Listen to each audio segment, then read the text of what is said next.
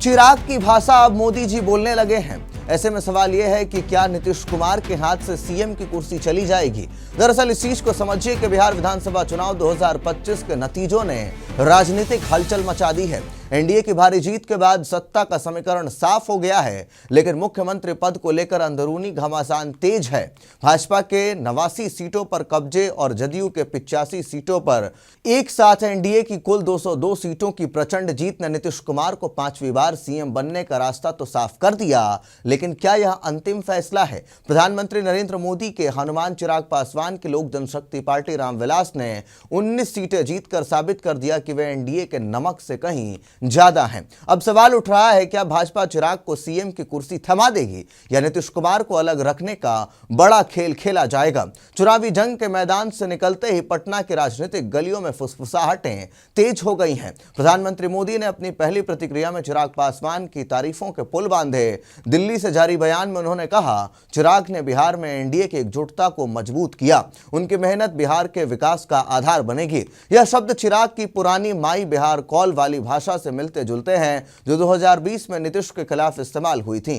क्या मोदी अब चिराग के धुन पर नाच रहे हैं? राजनीतिक विश्लेषकों का मानना है कि भाजपा आलाकमान चिराग को पुरस्कृत करने के मूड में है। लोकसभा चुनाव 2024 में चिराग के समर्थन से बिहार में एनडीए की 30 में से 30 सीटों पर जीत के बाद यह सिलसिला जारी है। चिराग पासवान ने आज नीतीश कुमार से मुलाकात की, जो महज बधाई का दौर नहीं था। लोजपा रामविलास प्रमुख ने कहा कि एनडीए की जीत सामूहिक है, लेकिन बिहार को नया विजन चाहिए। सूत्रों के हवाले से खबर है कि चिराग ने नीतीश को साफ संकेत दिया है कि उप मुख्यमंत्री पद से वे संतुष्ट नहीं होंगे। इसी के साथ वे सीएम पद पर दावा मजबूत करने को तैयार हैं।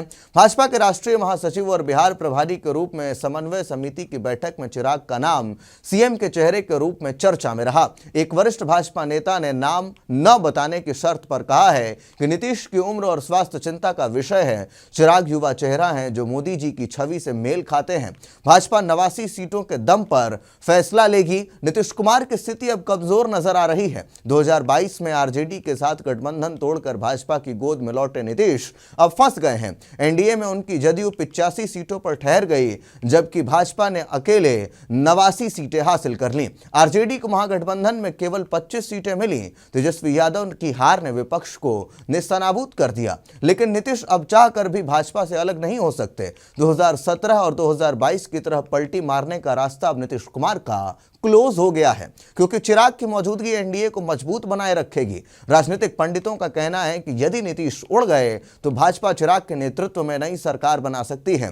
जदयू के कई विधायक पहले ही चिराग के पक्ष में झुकाव दिखा रहे हैं। यह घमासान एनडीए के लिए चुनौती है। चिराग पासवान को मोदी का हनुमान कहकर विपक्ष ने उनकी ताकत को कम आंका था, लेकिन 19 सीटों की जीत ने उन्हें तीसरा हीरो बना दिया है।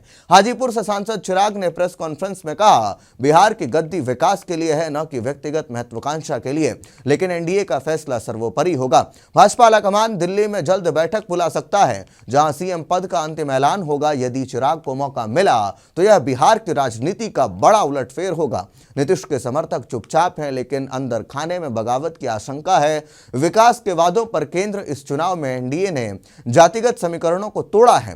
भाजपा ने ऊपरी जातियों के साथ ईबीसी और दलित वोटों को एकजुट किया, जबकि चिराग ने पासवान समुदाय को पूरी तरह लामबंद कर दिया। आरजेडी की हार के बाद तेजस्वी यादव ने हार स्वीकार की, लेकिन चेतावनी दी कि जनता जाग चुकी है। महागठबंधन की 36 सीटें, आरजेडी की 25, कांग्रेस की 6 और अन्य ने उन्हें विपक्षी नेता बनाने से वंचित कर दिया है। कुल मिलाकर बिहार की सियासत में नया अध्याय लिखा जा रहा है। क्या चिराग पासवान बिहार की गद्दी पर विराजमान होंगे या नीतीश कुमार एक बार फिर सुरक्षित रहेंगे? भाजपा का बड़ा खेल कल की बैठक में साफ हो जाएगा। बिहार की जनता इंतजार कर रही है कि विकास का सपना साकार आखिरकार कब होगा। तो ऐसे में नीतीश कुमार या चिराग पासवान, जनता का मूड क्या है? आप कमेंट बॉक्स में लिख करके अपनी राय जरूर दें। आप किसको बतौर मुख्यमंत्री बिहार में देखना चाहते हैं? अपनी राय लिख करके कमेंट में जरूर बताएं। तब तक के लिए दीजिए इजाजत। धन्यवाद।